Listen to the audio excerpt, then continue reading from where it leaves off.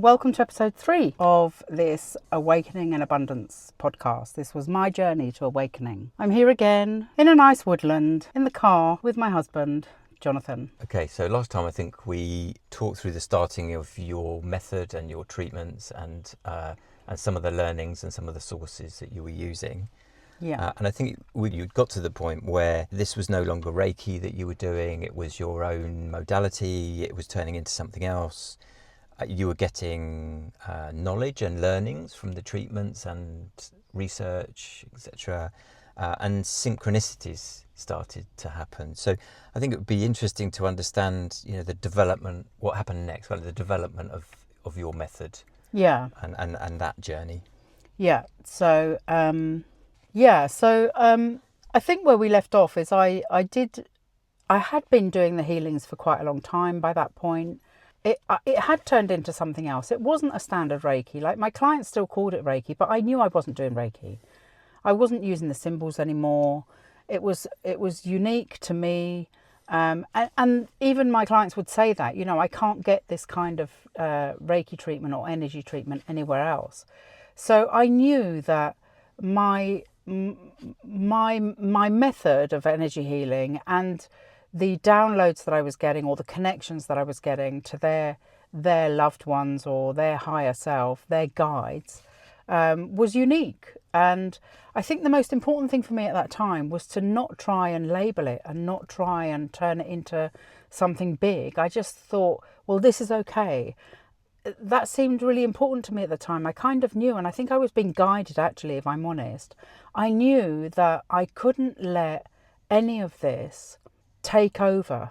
I had to just stay with whatever it was. It was important for me not to start labeling things and start trying to make sense of what was going on. I knew that I had to go with the flow of whatever was being given. So you mentioned in there, and we mentioned in the last podcast about guides and the guides that people have. Just explain what they are. Yeah. and how Yeah, that works. the work I'd done with Caroline Miss was really important in this, instrumental in this, because she talks about sacred contracts, and I read her work on sacred contracts, which is basically that before we incarnate, we do agree what are the lessons that we want to learn. We agree the people that we're going to bring with us to play out our movie of life. Our life is one big movie, and we are the director of that movie. We're the screenwriter, we're everything. And before we incarnate, we create a sacred contract with all the people that are going to be in our lives. Like, you chose to be my husband at this time in life. So, blame yourself if you're struggling with any part of that. You've only got yourself to blame. But, we do choose to be in each other's lives. And I know it sounds bonkers, but actually, if you listen to her work and meditate on it, it will ring true, because we innately know what's true. All we have to do is connect to our own higher wisdom to understand it. That's what discernment is. We discern truth through our bodies. Our bodies never lie.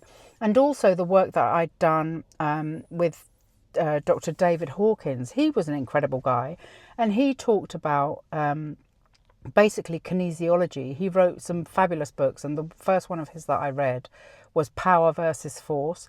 I mean, at this time I was just soaking up information, really soaking up information and meditating on it, which I think is critical. And he wrote a book called Power versus Force, and all of his lectures mentioned that the body never lies. Kinesiology is instrumental in discernment. Your body will help you discern truth from lie. And I think you've said before that one of the key parts of the treatment or of the method is the ability to have self-awareness. You have to be self-aware. So all through this period, I was doing the healings, I was taking in loads of information. I became an information addict, if I'm honest. And I had loads of synchronicities around that. So I thought that this was something I was absolutely supposed to be doing.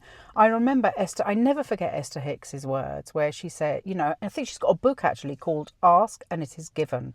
Always. Every time you ask, the next thing lands on your desk.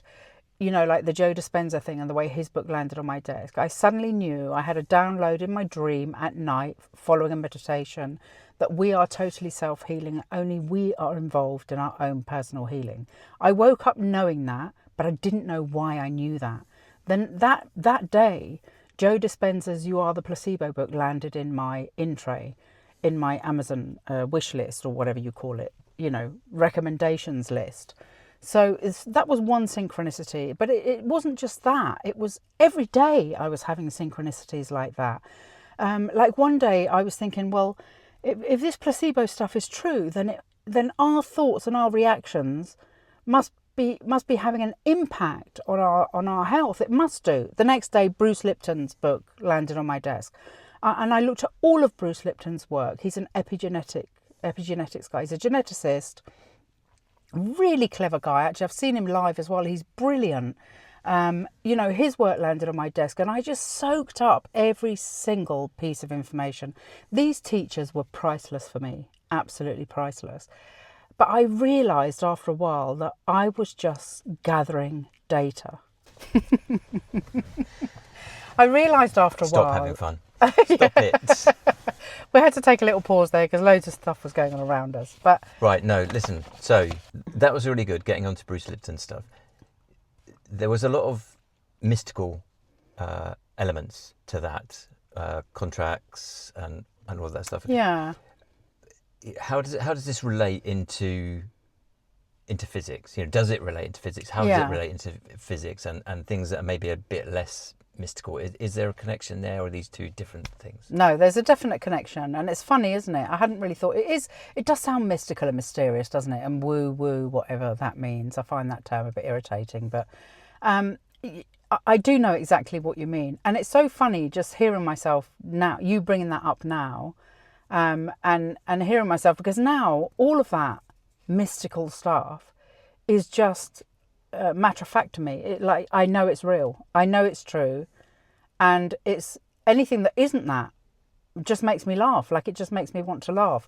But there is a direct connection, you know. Even Albert Einstein and Nikola Tesla, and you know, some of these, you know, some of the most important physicists of our time have said it themselves, you know, spooky action at a distance. Einstein knew that consciousness played a factor, whether he called it consciousness or not. He knew that the field of consciousness played a massive factor in our reality.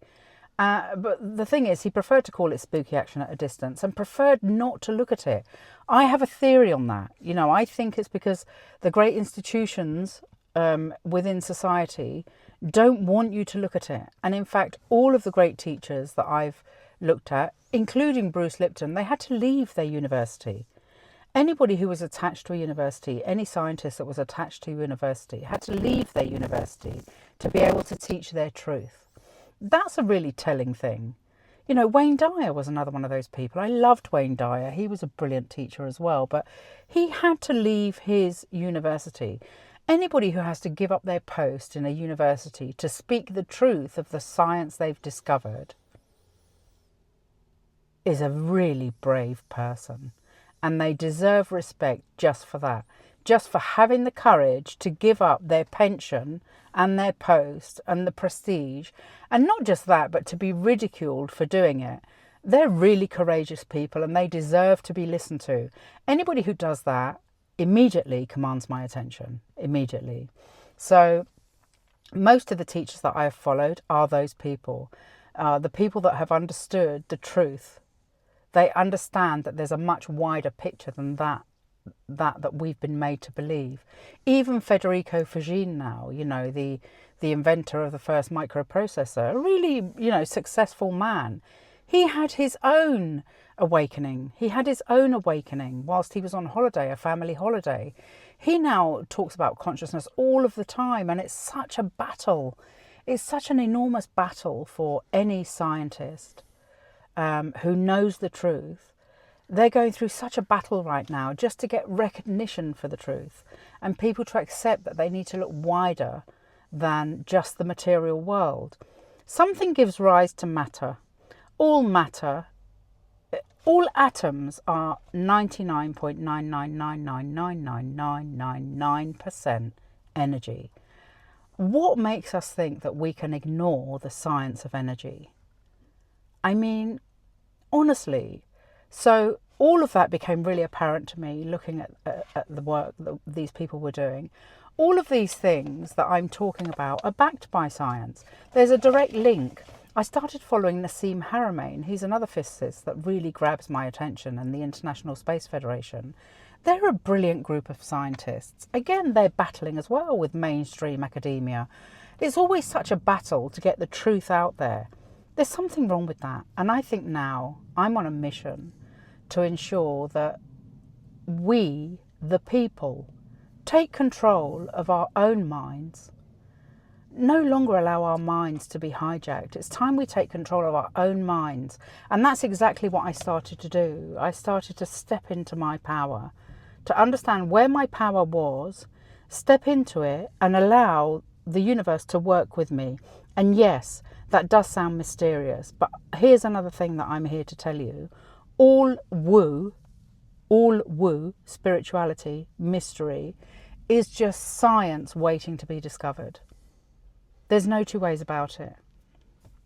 Okay, that's great. That's a good segue. It may be into the continued development of your own modality and the learnings that you had, be it research or other learnings from doing treatments or other experiences that were going on. I know there were some. So there was a lot. Maybe there was a lot to cover some of those things. So going back to my journey, parts of my journey. So at this time I was still doing healings on other people. I was just doing it as it was given to me. You do feel divinely guided, very connected. Throughout all of the healings, I never felt as if I was doing it on my own. There was always help for me. And I believe all humans have help. So that was still going on. All of my information gathering was going on. As I said, I became an information addict. There wasn't a moment in the day where I wasn't reading, listening. I was always doing something. Even when I was doing housework, I had headphones in. I was always listening to something. So there wasn't a moment in a day where I wasn't doing that. I did start to become really aware that I had to somehow incorporate what I was learning into my life. And I just found that really difficult. Like that was causing me some difficulty. But I did know that the place I had to start was with self-awareness. I had to become aware of myself, aware of my thoughts, aware of my behaviours, because we're so automatic in nature, so automatic. And after having looked at Bruce Lipton's work, where he does explain the different brainwave states and how we're programmed, we program ourselves. And by the time we're 7, we're fully programmed. That was really important for me. I started really contemplating that and working out, what do I have to do here to make this information, like I know stuff, how do I make it work for me? Because that's the most important part of the work. Taking what you know and making it work for you.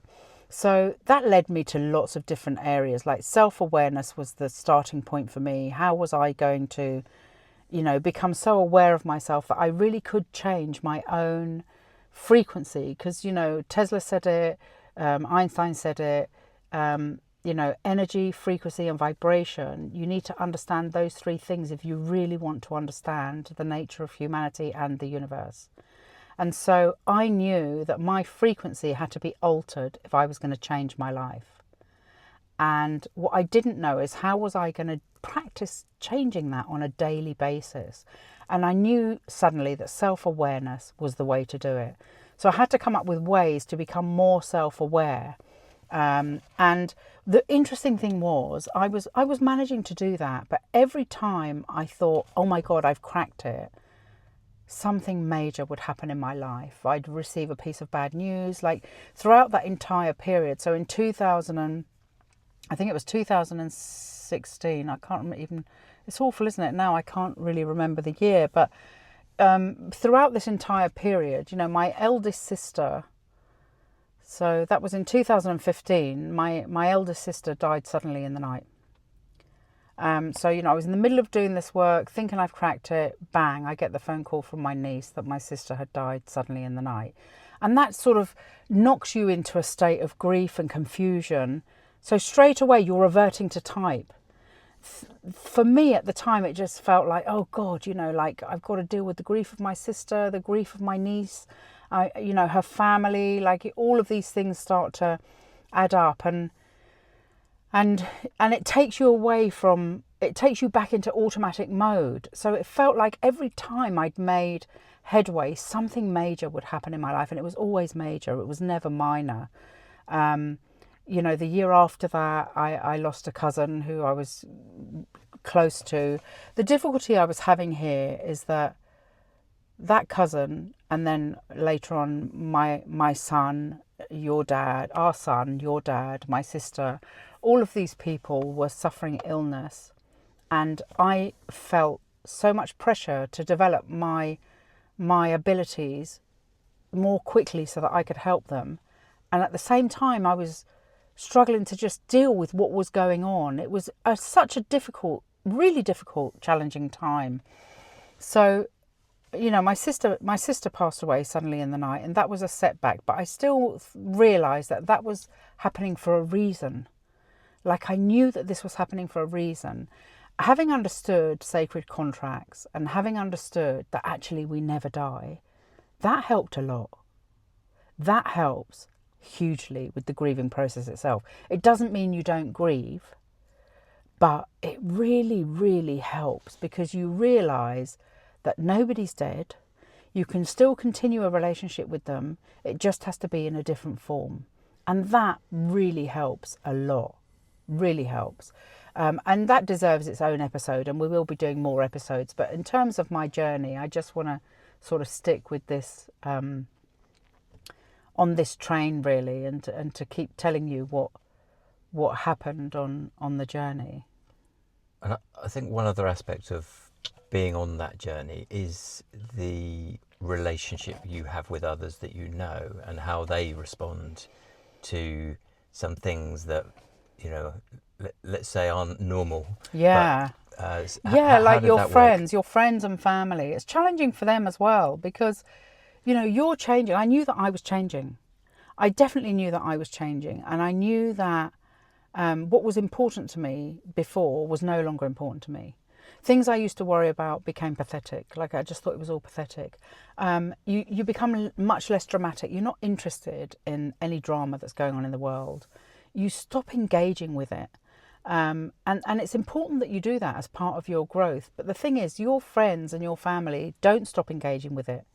And so all of the relationships that you have in place start to become a bit challenging. And another thing that I noticed was that people don't really want you to change. So they ask you about what you're doing, but only so they can argue with you and disagree with you, not because they're genuinely interested or they want to change. So that can be challenging in itself. And I found that I was giving certain people a wide berth. Sometimes you feel like you want to withdraw.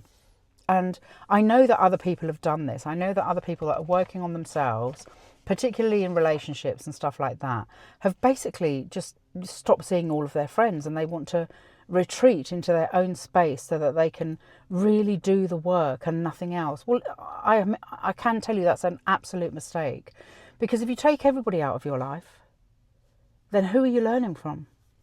You know, you're supposed to be living amongst other people, and the people that are in your life are there on purpose. They're part of your sacred contract. So if you start removing everybody from your life, you stop learning and you stop growing. So it's really important that you learn to navigate all of your relationships through this. You learn to navigate them in a way that's okay for everybody. And that's obviously a reality. Other people aren't doing this, and they're in the situation they're in, and they're who they have always been. It's you that's changing. Yeah. You want to have your experience to be as good as it possibly can be, not to have to withdraw from everything and have a solitary. Yeah, I think it's a mistake to withdraw. You do change, and you do give people a wide berth, and maybe you see them a bit less. You start to see people and how they show up, and it's so tempting to say, "You're doing this, by the way. But you mustn't, because not everybody wants to be on your journey." You know, like, it's true that all of these greats have said it. You know, when you're ready. I think certainly Wayne Dyer always said it. I think even Greg Braden says it, that when you're ready, your teacher will appear. And it's true. It's absolutely true. So my teachers had appeared. I was ready. It doesn't mean all my friends and family are ready. And you can't force them. You're so tempted because you know that you're changing. You know that you're living a richer experience as a result of what you're doing. And you're so tempted to say to them, like, you want them to experience what you're experiencing. But they're not ready. They don't want to. So it's interesting. So whilst all of this learning is going on, you're still doing treatments for people. Still doing treatments, yeah. How is that showing up for them?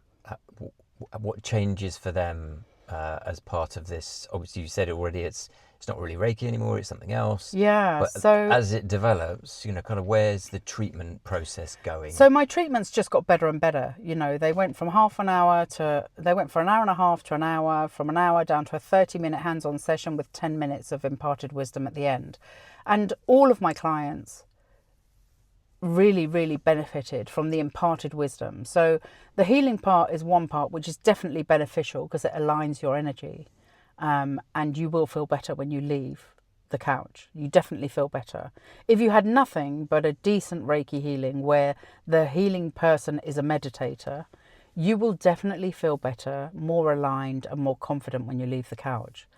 The issue is, if you then go about your life in the same way, you're going to need that again. You're going to need another treatment very soon. So for me, it became really apparent that sometimes people were coming back not for the healing, but for the wisdom. They wanted their loved ones to tell them what to do next. People would come sometimes even more often than monthly because they felt they were losing their way. They felt disconnected. They didn't know what to do. So then people started coming to me because they wanted to be guided into what to do next. And at that point, I thought, no. Now is the time for me to develop something, some kind of course that teaches them how to connect to their own wisdom, because that's all I'm doing. So I wanted to teach them to do it for themselves. I think that's probably a good time to stop this one, and then we can come back next time and talk about, what you developed and where that went. Yeah, brilliant. I think that's great. I hope you enjoyed this episode. Please like and subscribe as it really helps me to bring you more free content. Also, if you'd like to know more about my work and what I do, you can check out my website, www.lifeforcefield.com. All of my links are in the description to this video.